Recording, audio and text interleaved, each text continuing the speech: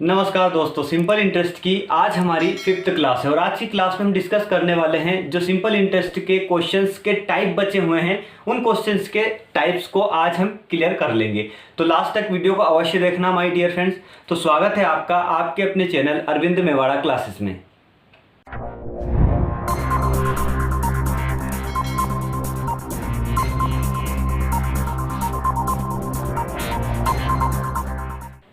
चलिए dear friends, यहाँ पर क्वेश्चन आ चुका है। क्वेश्चन लिखा है यहाँ पर कि 19,400 रुपये की राशि का कुछ भाग 8% वार्षिक ब्याज की दर पर 5 वर्ष के लिए तथा दूसरा भाग 4% वार्षिक ब्याज की दर से 9 वर्ष के लिए दिया जाता है तथा दोनों राशियों का साधारण ब्याज का अनुपात 3:7 है। तो दोनों भाग का मूलधन हमें ज्ञात करना है, मूलधन हमें निकालना है। कल हमने कुछ अलग टाइप्स के क्वेश्चन किए थे।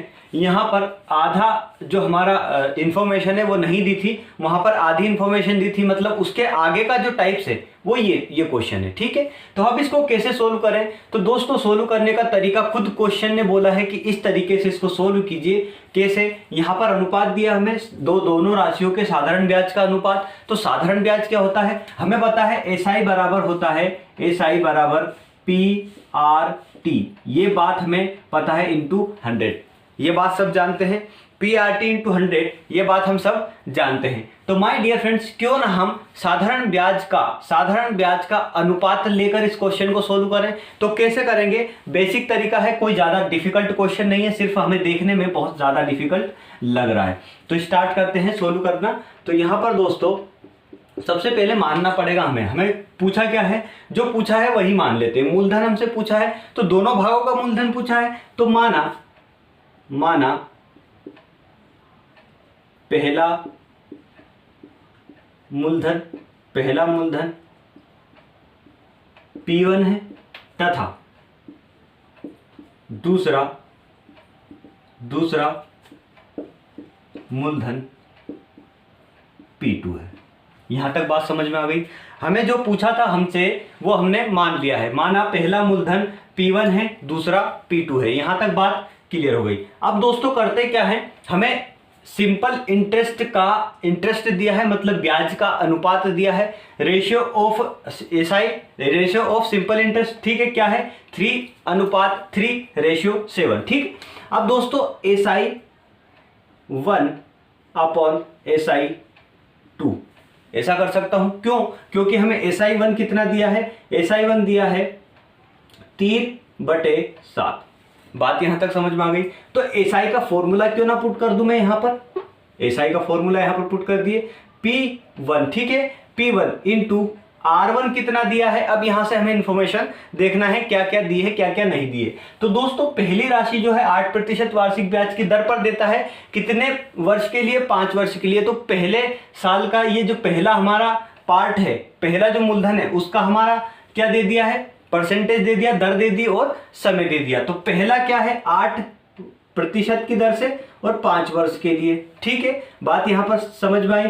दूसरे का देख लीजिए P2 इंटू यहां पर 4% है, 4% इंटू यहां पर कितने वर्ष के लिए है, 9 वर्ष के लिए। ठीक है, बराबर में क्या कर दिया हमने 3:7। अब आपको यहां पर एक कंफ्यूजन और हुआ। क्या कंफ्यूजन होगा कि सर आपने एक चीज बताई थी एसआई बराबर PRT अपॉन 100, तो आपने PRT तो लिख दिया लेकिन 100 कहां गया? माय डियर फ्रेंड्स, 100 यहां पर लिखे या ना लिखे कोई फर्क नहीं पड़ता। आप कैसे कह सकते हैं कोई फर्क नहीं पड़ता? चलिए देखिए मैं क्यों कह रहा हूं ऐसा।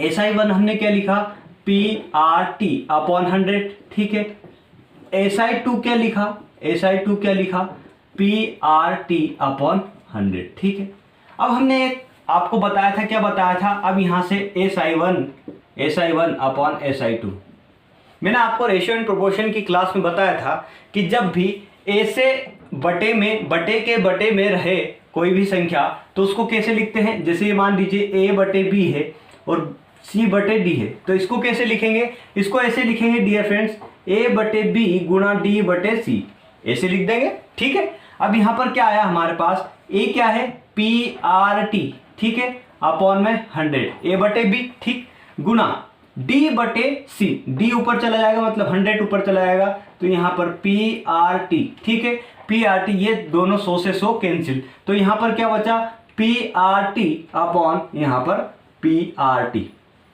जिसको याद है बहुत अच्छी बात है, जिसको नहीं याद है उसके लिए मैंने यहाँ पर थोड़ा सा आगे बताया हुआ है। तो चलिए अब यहाँ से देख लेते हैं, यहाँ पर हमारे पास इक्वेशन बन चुकी है, इक्वेशन को सोल्व करेंगे, उसके बाद में हम क्वेश्चन का सॉल्यूशन करेंगे। दोस्तों यहाँ पर तीन चैप्टर आपके कंप्लीट हो रहे हैं। कैसे, अब यहाँ पर अनुपात एंड समानुपात भी आ जाएगा, उसके बाद में रूल जो होगा हमारा, जो हम डिवाइड करते हैं, जैसे हमारे पास एक संख्या दे रखी होती, मिक्सचर एंड एलिगेशन में हमने किया था, जैसे अनुपात में हमने कोई सा एक वैल्यू दे रखी होती है, उसका अनुपात दे रखा होता है, तो उसको कैसे निकालते हैं वो चीज भी यहाँ पर आपकी क्लियर हो जाएगी। तो दोस्तों यहाँ से SI1 SI2 तो रहने दीजिए, यहाँ से देखिए P 8 × 40 हो जाएगा, P1 कितना हो जाएगा 40 P1, ठीक है, और यहाँ से कितना हो जाएगा 9 × 36 36 P2 बराबर 3/7, ठीक। अब दोस्तों यहां से कट रहा है तो काट दिए, कट रहा है, क्या कट रहा है, 4 एकम 4, 4 9 36, मतलब यहां पर 10 P1 अपॉन 9 P2, ठीक, बराबर 3/7। यहां तक बात क्लियर हुई। अब संख्या को एक तरफ ले जाइए और जो अचर मान है उनको एक तरफ रखिए, मतलब P1 P2 को एक तरफ रखिया, तो यहां पर P1 P2 को एक तरफ रख दिया हमने, और ये 9 उधर जाएगा तो 3 × 9 हो जाएगा यहाँ पर, और यहाँ पर 10 × 7 हो जाएगा। बात आपको समझ में आ गई। तो P1 की वैल्यू कितनी आ जाएगी, P1 रेशियो P2 कितना आ जाएगा, 9 × 27 और यहाँ पर 70। अब हमें क्या पता चल गया, अब हमें एक चीज यहाँ से पता चली, क्या पता चली भैया, SI1 और SI2 का जो हमारा अनुपात है, SI1 और SI2 नहीं, P1 और P2 मतलब मूलधन पहला और मूलधन दूसरा, उनका अनुपात क्या निकल कर आ गया हमारे पास, उनका अनुपात निकल कर आ गया हमारे पास 27:70। ये P1 हो गया, ये P2 हो गया, ये भी अनुपात में, ठीक है। अब क्वेश्चन पूछा क्या है कि पहला P1 जो है वो क्या होगा और P2 क्या होगा।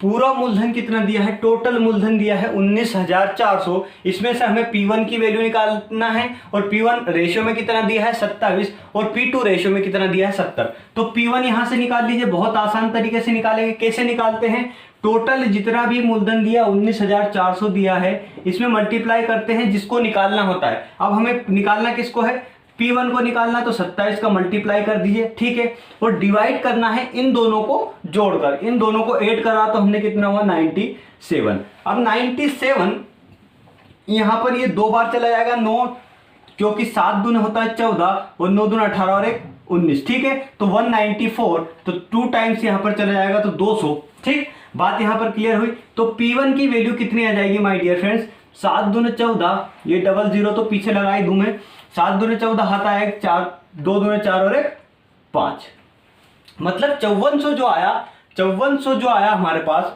वो निकल कर क्या आया, P1 की वैल्यू निकल कर आई, 5400 जो आई वो हमारी P1 की वैल्यू निकल कर आई। बात यहां पर क्लियर हो गई।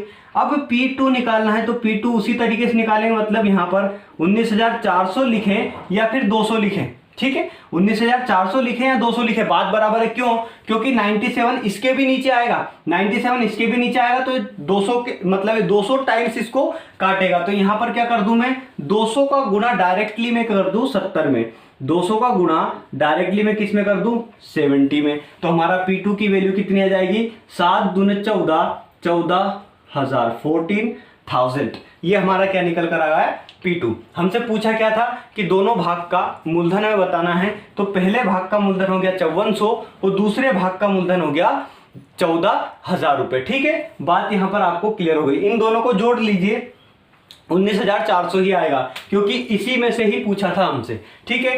दोस्तों कितनी आसान तरीके से हमने क्वेश्चन का सॉल्यूशन निकाला।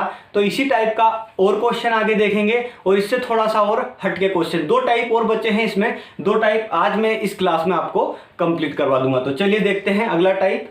चलिए फ्रेंड्स, नेक्स्ट टाइप यहां पर आ चुका है। यहां पर लिखा हुआ है, यदि कोई धन, 2 बार धन लिख दिया कोई दिक्कत नहीं है, यदि कोई धन 6 साल में 4 गुना हो जाता है तो साधारण ब्याज की उसी दर से वह कितने वर्ष में कितने साल में अपने आप का 13 गुना होगा। इस क्वेश्चन को कैसे सोल्व करेंगे, दिखने में बहुत ज़्यादा कठिन है, आप कैसे सोल्व करेंगे आइए अब देखते हैं सोल्व करने का तरीका। सोल्व करने का तरीका दोस्तों, हमने अनुपात और समानुपात, रेशियो एंड प्रोपोर्शन की क्लास देखी थी, उसमें हमने रेशियो तो किया ही किया था, लास्ट में मैंने प्रोपोर्शन की आपको क्लास बताई थी, उसी की तर्ज पर इस क्वेश्चन को हम सॉल्व करेंगे।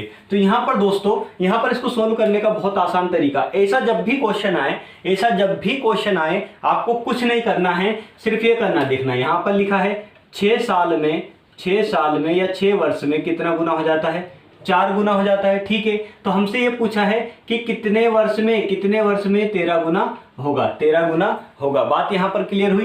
ये 4 गुना होगा और ये 13 गुना होगा। तो दोस्तों हमें करना कुछ नहीं है, करना यही है, सिर्फ इसको समानुपात के फॉर्म में हमें डिजाइन करना है, समानुपात के फॉर्म में हमें लिखना है। कैसे लिखते हैं समानुपात के फॉर्म में, अनुपात किसका, वर्ष का। चलिए यहाँ पर मैं आपको फॉर्मूला टाइप का एक बता देता हूँ। देखिए यहाँ पर वर्ष पहला, वर्ष पहली लाइन का तो पहला वर्ष, ठीक है, वर्ष दूसरा, इनका अनुपात कर दिया हमने, वर्ष दूसरा, समानुपात या फिर इसको बराबर में लिख लीजिए। ठीक है, समानुपात का मतलब ही बराबर होता है, मैंने आपको बताया था उस क्लास में। तो यहाँ पर दोस्तों हम इसको क्या करेंगे, गुना, पहला गुना -1, ठीक है, पहला गुना -1 और दूसरा गुना -1, तो डियर फ्रेंड्स इसी फॉर्म में इसको हमें फॉर्म करना है। ठीक है, इसी फॉर्म में हमें लिखना है। तो 6 साल मतलब 6 साल लिख लिया। यहाँ पर इस साल का मतलब हमें पता नहीं है कितने साल का, तो x मान लीजिए। ठीक है, x लिख लिया यहाँ पर, बराबर 4 - 1, ठीक, 13 - 1।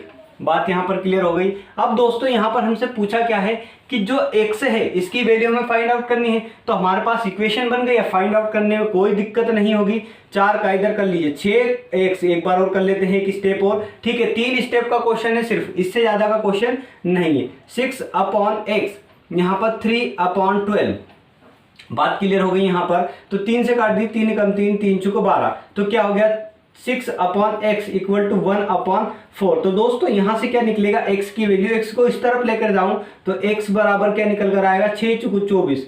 तो मतलब 24 वर्षों में ये जो राशि है, वो जो राशि है साधारण ब्याज की दर से वो 13 गुना हो जाएगी। तो 6 साल में 4 गुना हुई है, तो ये कितने साल में, 24 साल में 13 गुना हो जाएगी। बात आपको क्लियर हुई। इसी टाइप का एक और क्वेश्चन देखते हैं और आज की क्लास का लास्ट क्वेश्चन होगा माय डियर फ्रेंड्स। और मैंने आपको 5 क्लासेस यहाँ पर करवाई हैं साधारण ब्याज की, वो सारी की सारी क्लासेस में मैंने आपको टाइप्स बताए हैं, सिर्फ अभी आपको प्रैक्टिस क्वेश्चन नहीं बताए हैं। और आपको कैसे पता चलेगा कि ऐसे क्वेश्चन भी एग्जाम में आए हुए हैं, तो मैं आपको प्रूफ के साथ में एग्जाम में आए हुए क्वेश्चन की क्लासेस लेकर आऊंगा। आगे आने वाली जितनी क्लासेस होंगी सबके सब प्रूफ के साथ में क्वेश्चन मैं आपको लेकर आने वाला हूं। तो दोस्तों हमारे साथ जुड़ने के लिए आपको सब्सक्राइब बटन पर क्लिक करना ही होगा, तब जाकर आपको सारे के सारे क्वेश्चन और सारे के सारे एग्जाम में आए हुए क्वेश्चन का पता चलने वाला। आइए डियर फ्रेंड्स, आज की क्लास का लास्ट टाइप बचा है इस सिंपल इंटरेस्ट का। ठीक है, तो यहाँ पर टाइप क्या है, यदि कोई धन 6 साल में 13 गुना होता है तो साधारण ब्याज की उसी दर से 15 साल में, हमसे पिछले क्वेश्चन में क्या पूछा था, सेकंड क्वेश्चन में, कि कितने साल में, अब हमें साल दे दिया, ईयर दे दिया, हमसे पूछा कितना गुना होगा, तो हमें बताना है। सिर्फ इसी टाइप से हम सोल्व करेंगे इसको। तो यहाँ पर देखें, सोल्व करते हैं। तो यहाँ पर हमने क्या करा, 6 साल में 13 गुना होगा। ठीक है, 6 साल में 13 गुना होगा, तो 15 साल में हमसे कितना गुना होगा ये पूछा, तो हमने x मान लिया इसको। बात समझ में आ गई। इसी फॉर्मूले में पुट करेंगे। फॉर्मूला मतलब क्या है, समानुपात में इसको अरेंज करना है। तो समानुपात में 6/15 बराबर यहाँ पर 13 - 1 और x - 1। बात क्लियर हुई दोस्तों। यहां से भी माइनस करना है, ऊपर से भी माइनस करना, मतलब जितना भी गुना दिया रहेगा, मतलब मल्टीपल जो रहेगा उसमें से 1 को माइनस करना है। ठीक है, यहां पर हमने कर लिया। तो 3 से काट दी, 3 दूने 6 और 3 पंजे होता है 15। ठीक, तो 2/5 बराबर 12/x - 1। अब इसको सोल्व करें हम, तो x - 1 को 2 के तरफ लेकर जाऊंगा और 12 को 5 के तरफ लेकर जाऊंगा। तो ठीक है, x - 1 गुना 2 बराबर, यहां से कितना निकलेगा, 12 गुना 5। ठीक, तो यहां से कितना आएगा, अब 2x - 2 बराबर, या फिर इस 2 को मल्टीप्लाई मत कीजिए अंदर, यहाँ से इस 2 को डायरेक्टली यहाँ पर डिवाइड दे दीजिए, तो यहाँ से ये हमारा x माइनस 1 निकल कर आएगा और 2 छंग 12 और यहाँ से 30 आ जाएगा। ठीक है, इस 1 को मैं उधर लेकर जाऊंगा तो यहाँ से 1 उधर जाएगा तो प्लस में हो जाएगा, 30 प्लस 1 तो यहाँ पर कितना होगा 31, 31, मतलब यहाँ पर 31 गुना होगा। कितने साल में 15 साल में 31 गुना हो जाएगा। ठीक है, बात आपको क्लियर हो गई। यहाँ से जितने भी टाइप के क्वेश्चन हमने अभी तक किए हैं सारे के सारे टाइप्स कंप्लीट हो गए हैं। इन 5 क्लास से बाहर कोई सा भी ऐसा टाइप नहीं बचा है जो मैंने आपको इन क्लासेस में नहीं करवाया है। तो दोस्तों अगर समझ में आया हो तो लाइक करना, अगर आप मेरे चैनल पर नए हैं तो चैनल को सब्सक्राइब करना, बेल आइकन को प्रेस करके ऑल पे क्लिक करना, जिससे मैं जितने वीडियो आगे आने वाले अपलोड करूँगा उनका नोटिफिकेशन सबसे पहले आपके पास पहुँचेगा। तो लास्ट तक वीडियो देखने के लिए आपका बहुत बहुत धन्यवाद। जय हिंद, जय भारत, जय श्री राम।